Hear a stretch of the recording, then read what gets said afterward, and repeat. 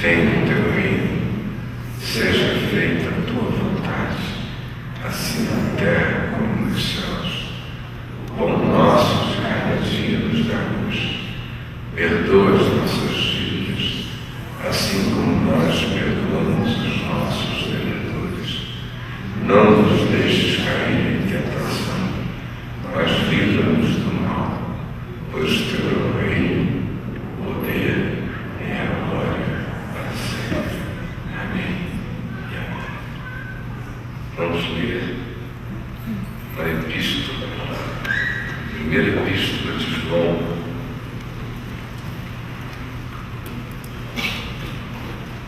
Primeira epístola de João, no final do Novo Testamento, no capítulo 4, a partir do verso 7 e até o final desse capítulo, no verso 21. João, primeira epístola, capítulo 4.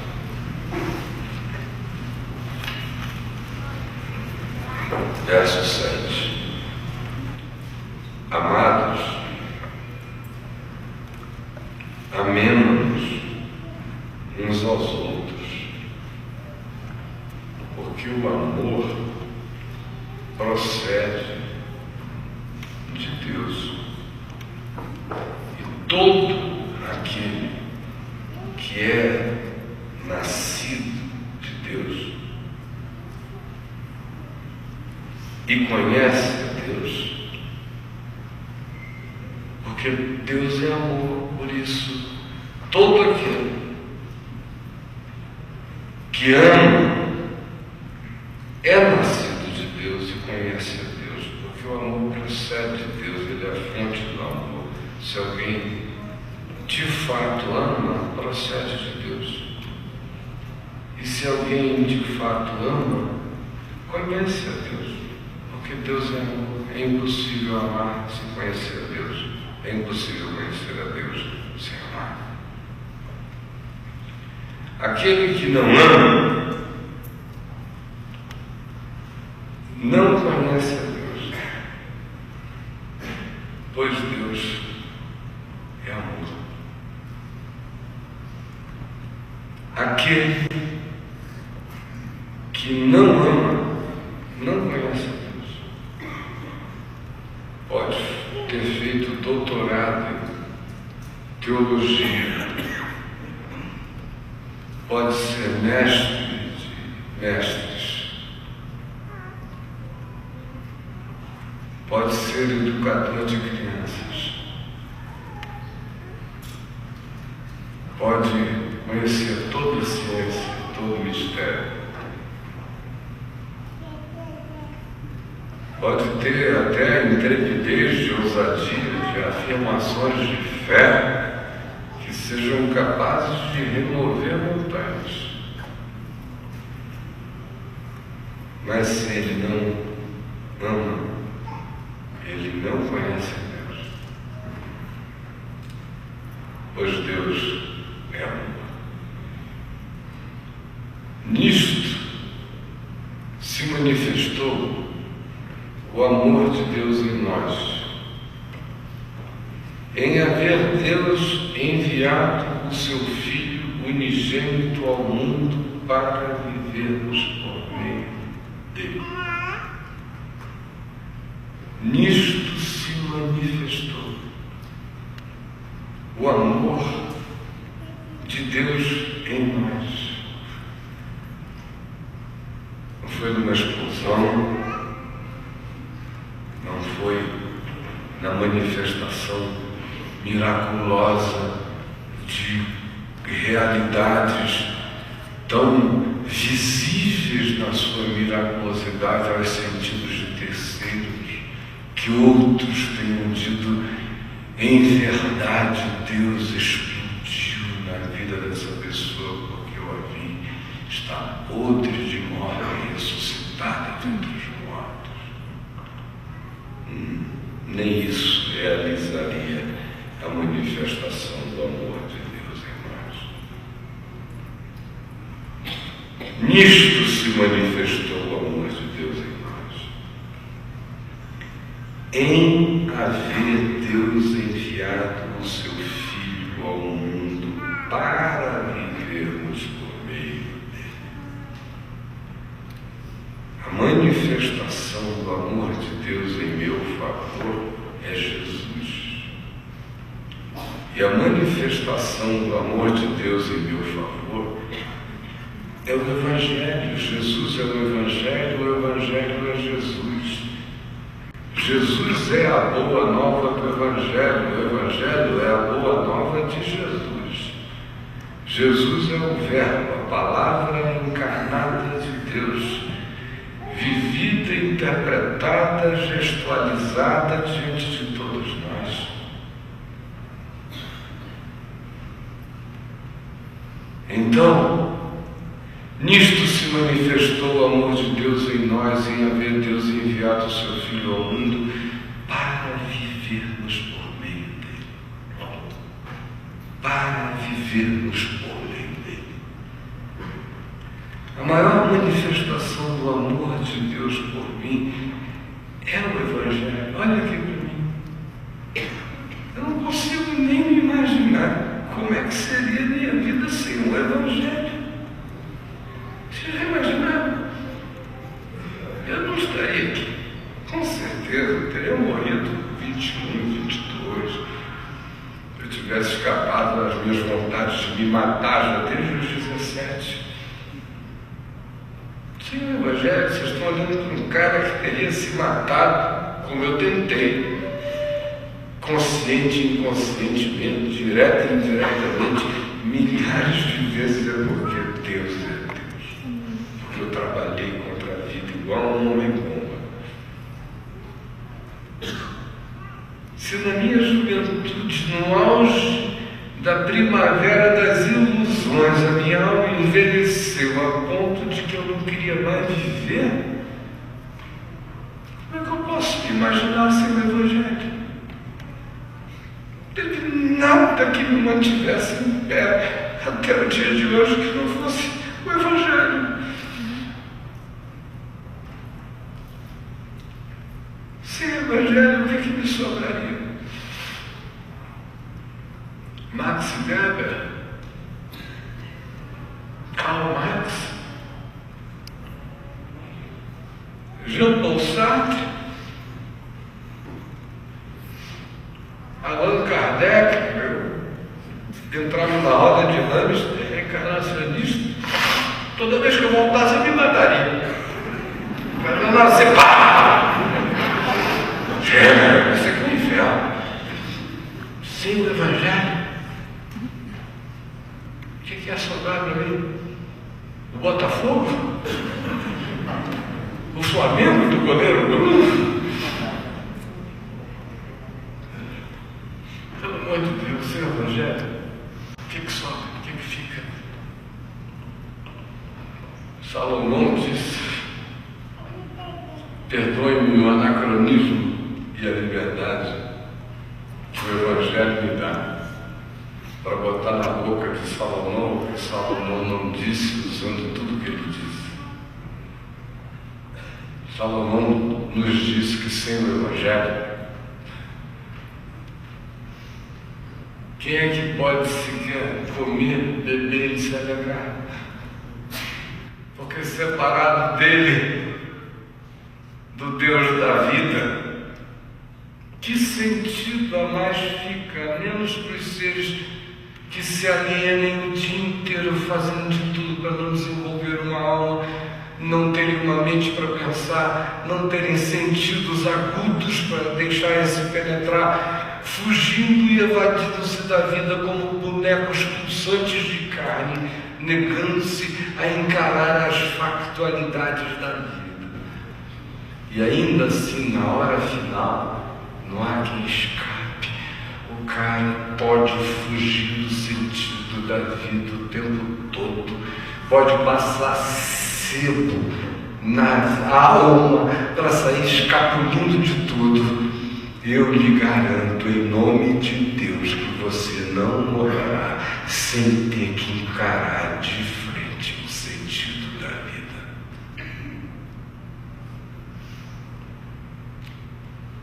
Agora, eu não queria essa alternativa dos bonecos de cera, de carne. Deus me constituiu para o que é ou para o que não é. É pegá-la, largar de vez. Eu não nasci para nenhum limbo.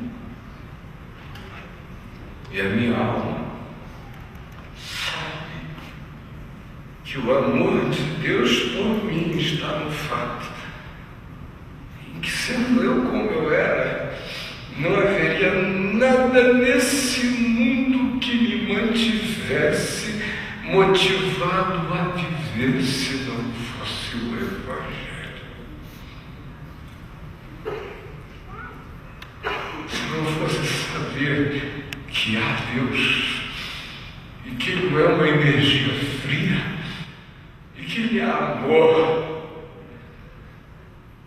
e é amor que se dá, é amor que desiste de se Deus por nós.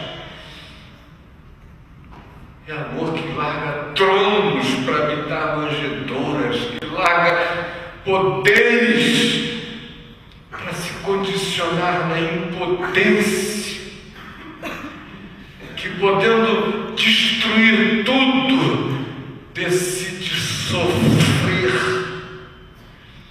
as dores do amor redentor, derramando bondades e bondades para ver se a luz acende em nós e para ver se a gente é conduzido ao arrependimento.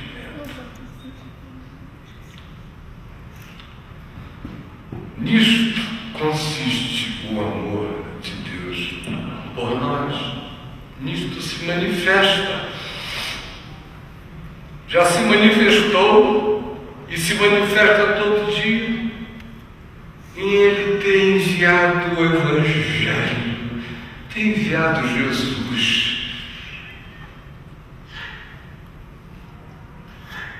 O Evangelho não é um livro, é Jesus, é Ele todo, é o que Ele fez por mim, já está feito e ninguém tira, é o que já está consumado e ninguém inventa mais cláusula adicional nenhuma. É o fato de que eu estou perdoado, mas também é o fato de que Ele fez isso tudo para me ensinar a viver aqui e agora. Já botou a vida eterna em mim para que o caminho da eternidade inicie no chão desse mundo. E o caminho da eternidade é o caminho de Deus, e Deus é amor. E aí, se Deus entra em mim, e a eternidade entre mim, e o amor de Deus entre mim, a eternidade em mim e o amor de Deus em mim fazem o meu caminho nas estradas deste mundo já serem o caminho da eternidade. O caminho da eternidade é caminho de amor. E o caminho de amor ora pelo inimigo, abençoa o que o persegue. O caminho do amor não julga e não condena, não designa ninguém para o inferno. O caminho do amor reconhece que no mundo há joio e há trigo, mas não separa um do outro. No caminho do amor, olha para a vida, não com o romance idealista que a gente não encontra em Jesus, mas com a praticidade com a qual a gente o vê tratar a vida. Se você quiser saber como é que é o amor de um homem por outro homem, veja o modo como Jesus amou as pessoas. Ele se deu por elas, mas Ele não se fez escravo delas. Ele as abençoou, mas Ele não ficou sequestrado pela necessidade de abençoar. Ele tocou as chagas, mas Ele decidiu também quando Ele queria se recolher. Em Jesus a gente vê o significado que é um amor em ação, prático, operante, real, eficaz, objetivo, sincero e não suicida, porque Ele diz: a minha vida ninguém a tira de mim, pelo contrário, eu espontaneamente amo. Tudo que eu faço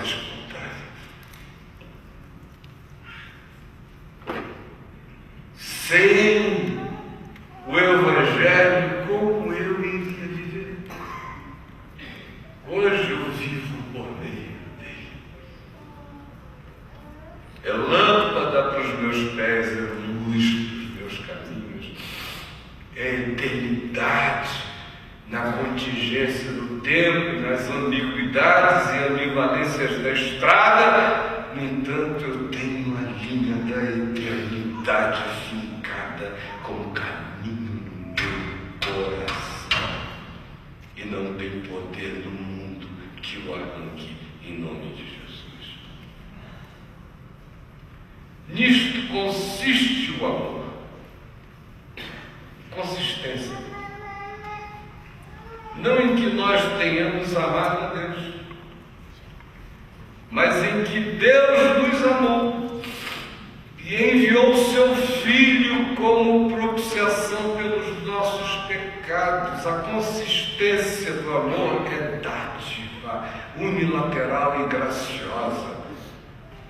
Amor não é troca, não é barganha, não é jogo, não é equilíbrio de forças. É assim como o amor de Deus tem que ter essa consistência, que toma iniciativa, que ama primeiro e que emula no coração dos outros aquilo que nos outros não há. Porque se eu fui alcançado primeiro pelo amor de Deus, para ser nascido desse amor e para conhecer o Deus que é amor, eu preciso agora me tornar um emulador do mesmo amor, unilateralmente no coração de quem não quer me amar, de quem não sabe amar, de quem não gosta de amar, de quem não deseja amar, de quem tem pânico de amor. Mas tanto faz. Eu não preciso de reciprocidade se no meu amor eu nasci de Deus. Se o meu amor tem a consistência do verdadeiro amor, que é o amor de Deus, eu não necessito de reciprocidade. Para ficar casado você precisa, para educar filhos você precisa estabelecer vínculos de reciprocidade, mas para amar, às vezes, a pedagogia do amor demanda reciprocidade para educar o outro no seu infantilismo, mas não é o amor que precisa disso. É a ignorância do infante que ainda necessita de tal emulação. O amor, todavia, está emulando esse limite para ver se faz desabrochar o potencial do amor, de modo que até aquilo que o outro interprete como diminuição de amor, só um amor maior do que o romance consegue produzir para provocar amor no coração do menor, ou acabrunhado, ou panicado, ou inibido, ou intimidado, ou sofrendo de fobia de amor. Mas a consistência do amor é essa unilateralidade. O de Deus é assim, e se eu sou nascido do mesmo amor, o meu tem que ser assim. Amados, se Deus de tal maneira, desse modo doido, unilateral, não recíproco, igual dos pagãos, mas diferentemente de tudo, assim nos amou, devemos nós também amar uns aos outros.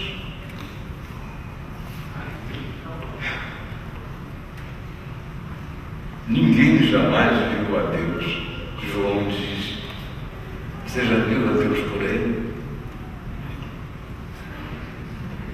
João, que começa a epístola dizendo que aquilo que os nossos olhos viram, as nossas mãos apalparam com respeito ao verbo da vida, isso nos anunciando, falando que Deus está no Cristo. Ele tanto reserva para o Pai a transcendência que transcende a própria visão que ele tinha visto da completude da encarnação total de Deus em Jesus, porque Deus é Espírito.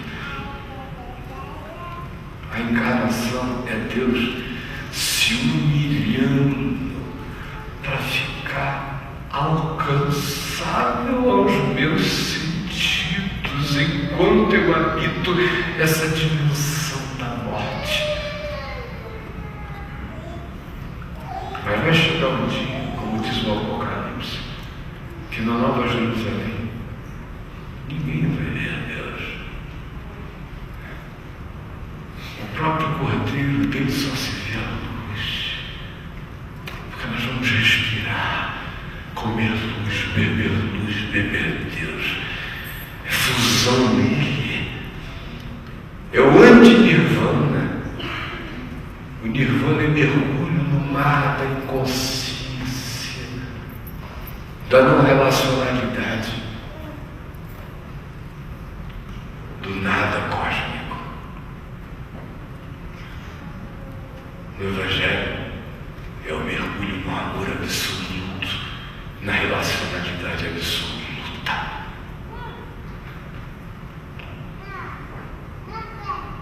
Mas nunca ninguém viu a Deus, e nem terá. Só um que viu a Deus, o unigênito do Pai, que é aquele que nos revelou. Ninguém mais viu a Deus.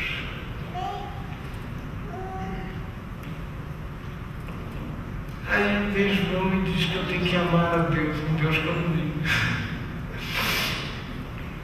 A gente que diz que só ama o que vê, e olha lá, tem que ver e dizer, meu Deus, que belezura.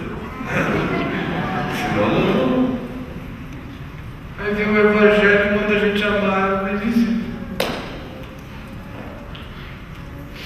Aí a gente, saída pela direita, legal, eu vou amar Jesus. Porque Jesus não é uma gracinha. Vou amar Jesus.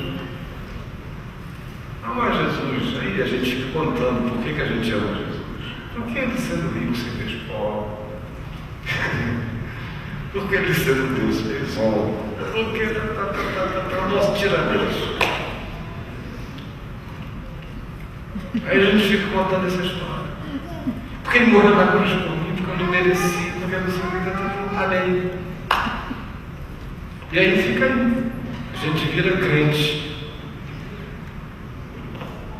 Falando da crucificação, da manjedoura, da cenografia, da historinha. Narrando o Evangelho sem que o Evangelho nos narre.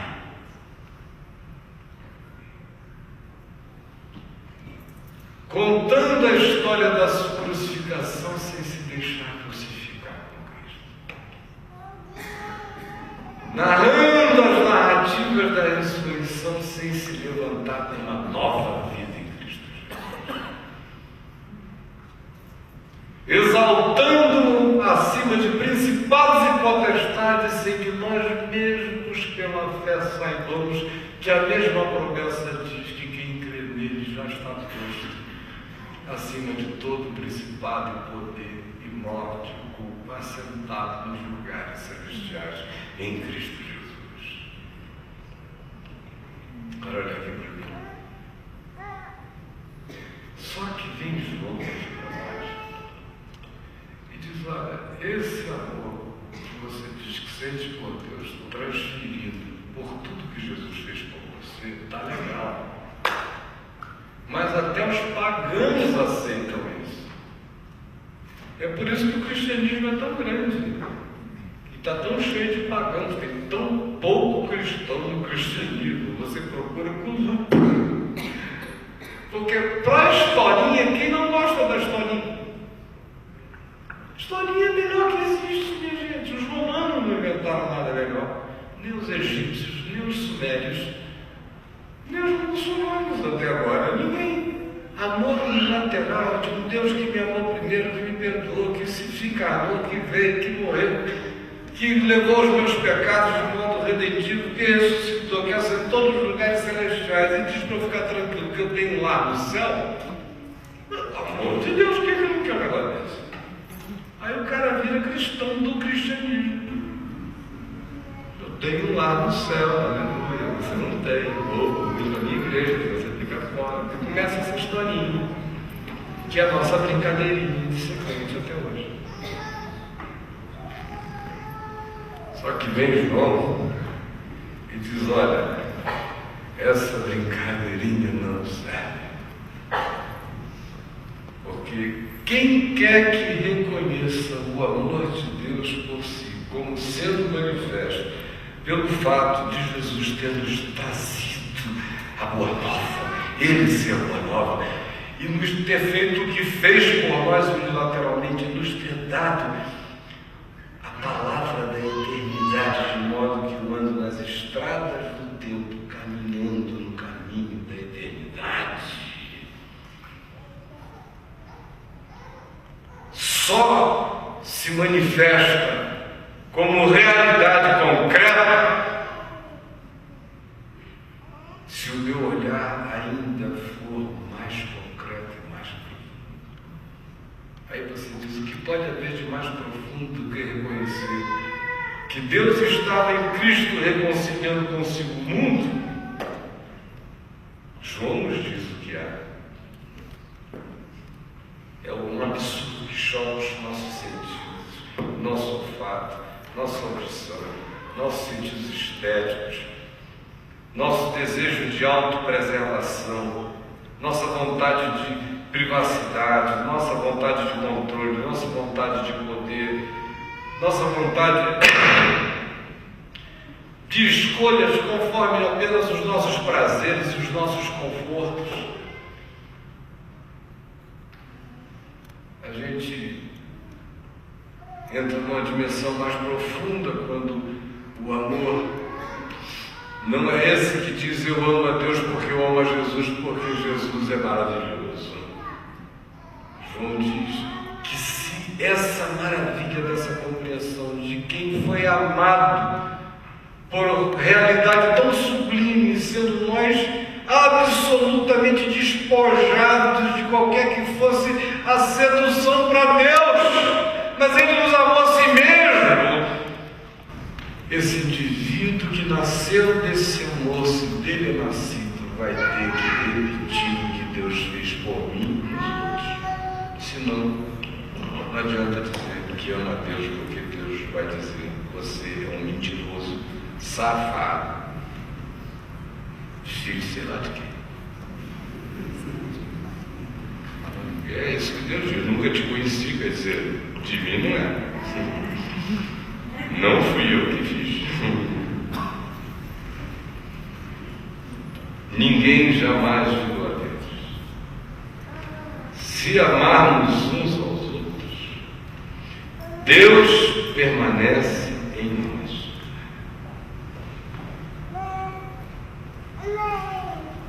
Que coisa, né? A religião ensinaria que Deus permanece em você se você ler 3 capítulos do Velho Testamento por dia e 2 do Novo, 1,5 do Novo. Se você orar em determinadas horas, se você frequentar certas reuniões, se você quiser que o amor de Deus permaneça muito em você, não falte a vigílias e jejue. João diz: ninguém jamais viu a Deus. Se amarmos uns aos outros, Deus permanece em nós e o seu amor é em nós aperfeiçoado. Seu amor é em nós aperfeiçoado, porque o amor de Deus só pode ser aperfeiçoado na imperfeição, gente, na minha imperfeição e na sua. Eu sou imperfeito, amando a imperfeitos, querendo amar os imperfeitos com o perfeito amor de Deus com o qual eu sou amado, de modo que eu sou um imperfeito alcançado pelo perfeito amor de Deus, chamado a expressar o amor de Deus por mim, manifestando como natureza e consistência do mesmo amor divino, que é pura dádiva unilateral na direção do meu próximo, do meu irmão, seja ele quem for. E além disso, ainda se me diz que isto precisa acontecer para que o amor de Deus permaneça em mim e para que em mim ele seja aperfeiçoado. Porque ele vai ser aperfeiçoado no encontro dos imperfeitos buscando o perfeito amor, que é o amor de Deus. Estou aprendendo a amar. Aprendendo a amar. E olha que quanto mais você vai vivendo, mais você vai descobrindo que você está aprendendo mesmo a amar, que você não sabe amar. Quando você é novinho, você se engana com muita besteira. Amor para você é clássico, é bem-estar, é gostoso. Quando você vai mergulhando no Evangelho, na vida, você vai aprendendo muitas formas de amar. Mas todas elas têm que ser assim, conforme a consistência do amor de Deus. Senão não é amor. É pulsão psicológica batizada por esse nome, é paixão batizada por esse nome, é obsessão batizada por esse nome, é hiperafinidade batizada por esse nome, é carência pessoal batizada por esse nome. E quando só não produz o encontro dos idênticos, quando gera aquela compulsividade messiânica em alguém que sai colecionando amigos desgraçados para mostrar que ama, ainda não é amor, ainda é a doença do bondadismo, ainda é a compulsão culposa ou neurótica, ou ainda é o auto-esburacamento, o grande esburacamento querendo ser auto-preenchido por ações de suposta vontade exterior, mas não é.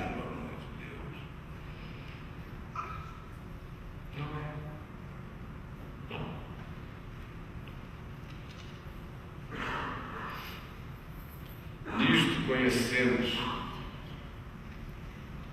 que permanecemos nele e ele em nós, em que nos deu o seu Espírito. O Espírito de Deus é amor. Qual é o fruto do Espírito? Não é amor? Tudo leva para o mesmo lugar, não adianta. E nós temos visto e testemunhado que o Pai enviou o seu Filho como Salvador do mundo. Nós, aquele que confessar que Jesus é o Filho de Deus, permanece nele e ele em Deus. E nós conhecemos e cremos o amor que Deus nos tem. Deus é amor. E aquele que permanece no amor, permanece em Deus e Deus nele. Isso comigo. Deus é amor. Não, eu quero ouvir. Deus é amor. E aquele que permanece no amor, permanece em Deus. E Deus nele. Nisto é em nós aperfeiçoado o amor de Deus. É nessa troca de todo dia, da gente amar unilateralmente, ainda que não haja reciprocidade, insistir, é ir vendo os resultados do amor, se não na vida dos outros, no mínimo na nossa, do fruto de vida que ele produz, de graça, de dilatamento interior. Isso aprofunda em nós a consciência, a fé da nossa própria graça de salvação, da nossa própria fé no Filho de Deus, no nosso Salvador. Quanto mais eu amo o próximo por causa do amor de Deus por mim, mais a grande salvação se estabelece em mim como um bem, como um fruto que eu usufruo agora e já. E mais do que isso,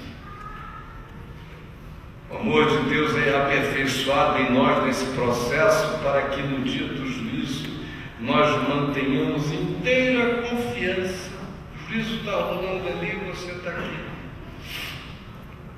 Mano, sem exagero, é assim que eu estou indo para o dia do juízo, com o pé no gasofilácio. Sabe por quê? Tá pago. Por todo mundo. Agora, tem gente que aceitou, tem gente que não aceitou. Tem gente que disse, eu tomo posse. Tem gente que disse, não estou nem aí. Quem não está nem aí, está indo para o perrengue. Quem toma posse está sentado no gasofilácio, no trono, no colo de Jesus, na nova Jerusalém. Olha aqui para mim, não há justiça própria nenhuma em mim, mas pela fé em Jesus é lá que eu estou. Amém. E de lá ninguém me tira. Ninguém. Não tem poder em lugar nenhum para me tirar de lá. Estou lá. E nós conhecemos e cremos o amor que Deus nos tem. Deus é amor e aquele que permanece no amor permanece em Deus e Deus nele. Nisto em nós aperfeiçoado o amor para que no dia do juízo mantenhamos confiança. Pois segundo Ele é, também nós somos neste mundo. Você quer ir para o dia do juízo sem medo? Duas coisas. Uma é saber que já está tudo feito.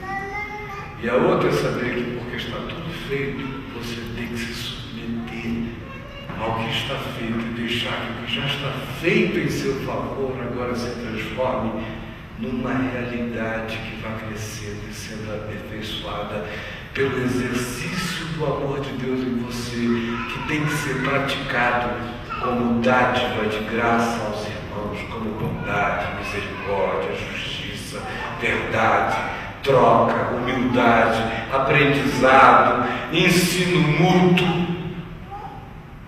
E o amor de Deus em nós vai crescendo e vai sendo aperfeiçoado. Quando a gente não vai fazendo contabilidade de nada, quando cada dia é um novo dia, quando todo mundo pode ter a chance de se regenerar, porque a gente mesmo queira ter todo dia a chance da regeneração para nós. Neste amor não existe medo. Antes, o perfeito amor que já está determinado, que já está garantido, que já está historificado, porque Deus prova o seu próprio amor para conosco pelo fato de Cristo Jesus ter morrido por nós, sendo nós ainda pecadores. Neste perfeito amor, todo medo é lançado fora. Quem crê nesse amor não tem mais nada. E olha, um dos maiores medos que a gente tem é medo de amar. Você já notou? Eu fui descobrir o meu medo que eu tinha de amar quando eu amei a minha mulher. Foi quando eu fui descobrir que eu tinha medo de amar. Não tinha medo de amar o meu próximo, nem ninguém, mas na relação conjugal eu tinha pânico de amar. Um dia eu cheguei a ela e perguntei se ela seria capaz de me amar mais do que dei lá uma referência para ela. Você é capaz de me amar mais do que isso? Ela falou, estou me sentindo uma corrida de cavalo no Jockey Club. E startou um processo em mim. Eu que era um cara que todo mundo dizia que eu era generoso, que eu dava tudo, que eu não estava nem para nada, que o meu negócio era o próximo. E era mesmo. Mas na conjugalidade, eu tinha medo de me entregar a uma mulher que não se entregasse na mesma medida. Comecei a ficar curado disso quando eu pensei que eu era vendedor de saúde.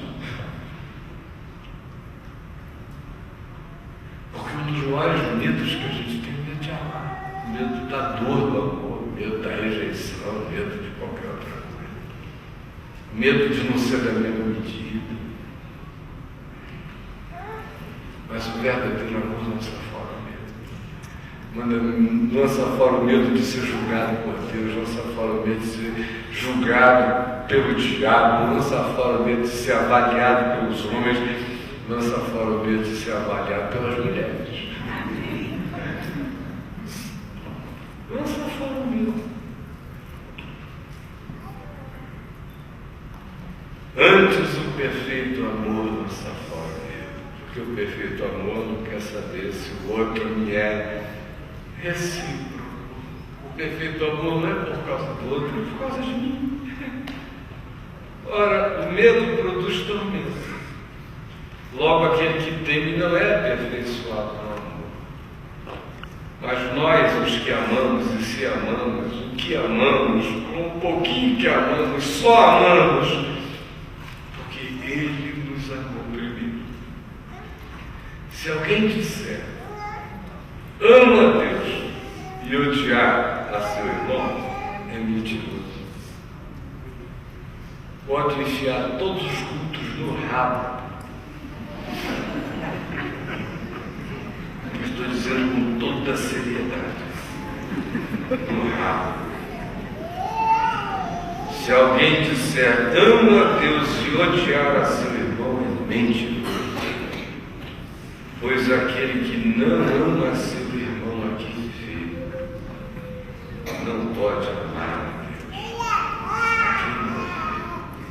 Ora, temos da parte dele este mandamento, que aquele que ama a Deus, pelo amor de Deus, literalmente, ame também ao seu irmão.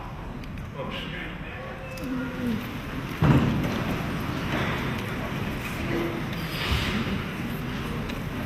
O resto pode rasgar e jogar fora.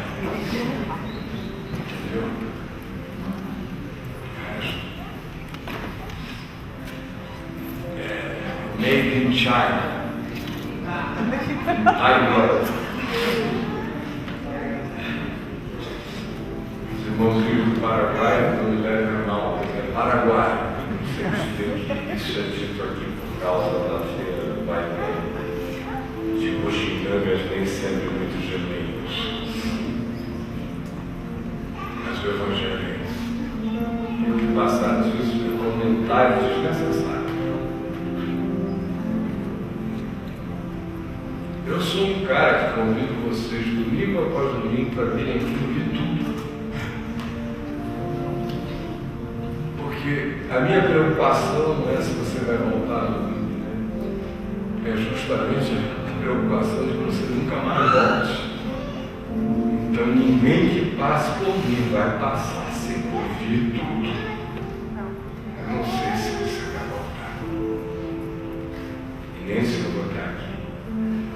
Por isso, cada dia é dia de se dizer tudo. E tudo que eu tenho a dizer volta para o mesmo lugar. Porque, na realidade, é só isso que eu tenho para falar. Todos os caminhos trazem para este centro. E o que não consegue não está levando lugar. É só isso. Senhor Jesus, tem misericórdia de mim, que compreendo todas essas coisas e que sou o filho mais relapso delas. Quanto maior é o entendimento, maior é a relapsidade quando não é praticado com profundidade todo dia. Mas eu te agradeço pelo Evangelho, que tem salvo a minha vida todos esses anos. Porque quem seria eu sem o Evangelho? O que ia sobrar para mim? Culto do Botafogo do Engenhão? Eu ia me matar, tu sabes? Ia sobrar para mim, porque conhecer o planeta Terra é pequeno demais para minha alma. Meu Deus, 6 bilhões de pessoas no planeta poderiam encher a minha vida.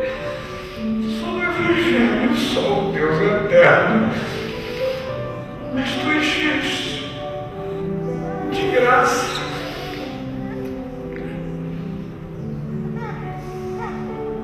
E eu sou tão pagão, tão inconverso ao teu amor. Me converte hoje o teu amor e amanhã o teu amor. E salva-me do engano de ficar te adorando com as mãos para cima apenas. E salva-me para a consciência de te adorar com as mãos levantando pessoas, semeando a palavra, socorrendo necessitados, perdoando pecados, acolhendo sempre,